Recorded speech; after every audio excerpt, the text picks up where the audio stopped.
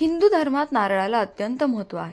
नारळ कोणत्याही शुभ प्रसंगी पूजला जातो आणि नारळ देवाची पूजा करूनच फोडला जातो. कोणत्याही देवदेवतांच्या पूजेसाठी नारळ हा लागतो. नारळाविना ही पूजा अपूर्ण मानली जाते. असे म्हणतात की देवाला नारळ वाहिल्याने धनासंबंधीच्या समस्या दूर होतात.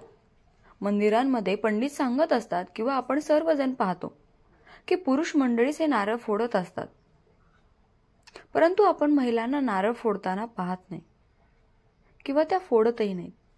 पण यामागचं नेमकं कारण काय, याविषयीची माहिती आपण ज्योतिषी राजेश जोशी यांच्याकडून जाणून घेऊयात.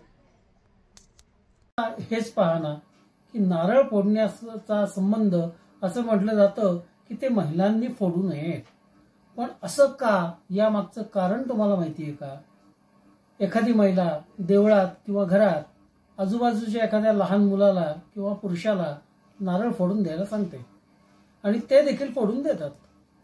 अशा वेळी ते कधीही महिलांना असं विचारतात, असा प्रश्न करतात का, किंवा महिला देखील त्यांना असं करायला का सांगतात याची कारणं सांगत नाहीत.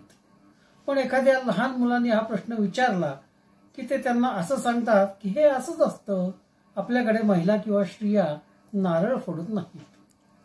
आपण नारळाला श्रीफळ म्हणतो, त्याला देवाचा दर्जा देतो.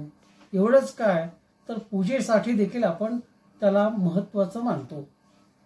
देवाजवळ नारळ किंवा प्रसाद म्हणून आपण तो खातो. अशा परिस्थितीत महिलांनी ते फोडण्याची परवानगी हिंदू धर्मात का नाही, यामागचं कारण आपण समजून घेऊया. याचा पहिला संबंध प्रजनन क्षमतेशी आहे असं आपण म्हणू. महिला नारळ फोडत नाहीत त्यामागील एक मुख्य कारण म्हणजे नारळ हे बीजरूपी आहे. त्यामुळे तो महिलांच्या प्रजनन क्षमतेशी जुळलेला आहे. अशी मान्यता आहे, महिला बीजरूपातच बाळाला जन्म देतात. अगदी त्याचाच संबंध नारळाशी लावला गेलेला आहे.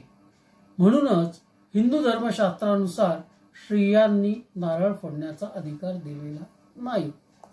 असं म्हटलं जातं की जर एखाद्या महिलेने नारळ फोडला तर तिला गर्भधारणेत समस्या येतात.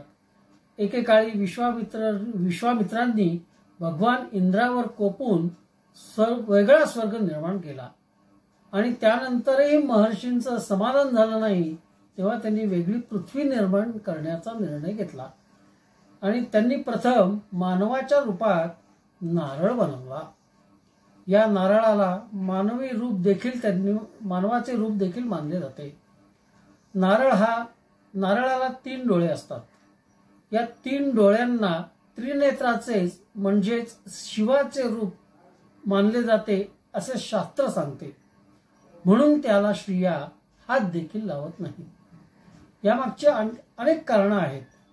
यामागे अशी एक कहाणी अशी देखील सांगितली जाते की भगवान विष्णू जेव्हा पृथ्वीवर अवतरले तेव्हा त्यांनी लक्ष्मी, नारळाचे झाड आणि कामधेनू या 3 वस्तू पृथ्वीवर आणल्या. या 3ही गोष्टी माणसाला वरदान आहेत. कारण याच कारणामुळे नारळाच्या झाडाला आपण कल्पवृक्ष म्हणतो. नारळात ब्रह्मा, विष्णू आणि महेश या 3ही देवतांचे निवासस्थान मानले जाते. 3ही देवतांच्या उपस्थितीमुळे नारळ बैलांपासून दूर ठेवला जातो.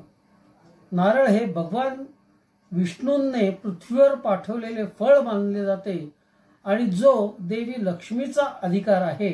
म्हणूनच कोणतीही स्त्री नारळ फोडू शकत नाही. धन्यवाद. नारळ हे फळ नसून एक बीज आहे, जे वनस्पतीच्या उत्पादनाचा किंवा पुनरुत्पादनाचा आधार आहे. नारळाचा संबंध प्रजनन क्षमतेशी जोडला गेला आहे. स्त्रिया बीजाच्या रूपात मुलाला जन्म देतात. म्हणूनच महिलांनी बीज स्वरूपात नारळ फोडू नये. असे करणे शास्त्र, वेद आणि पुराणात अशुभ मानले गेले आहे, अशी माहिती ज्योतिषी राजेश जोशी यांनी दिली आहे. पुण्याहून मी प्राची केदारी, न्यूज 18 मराठी.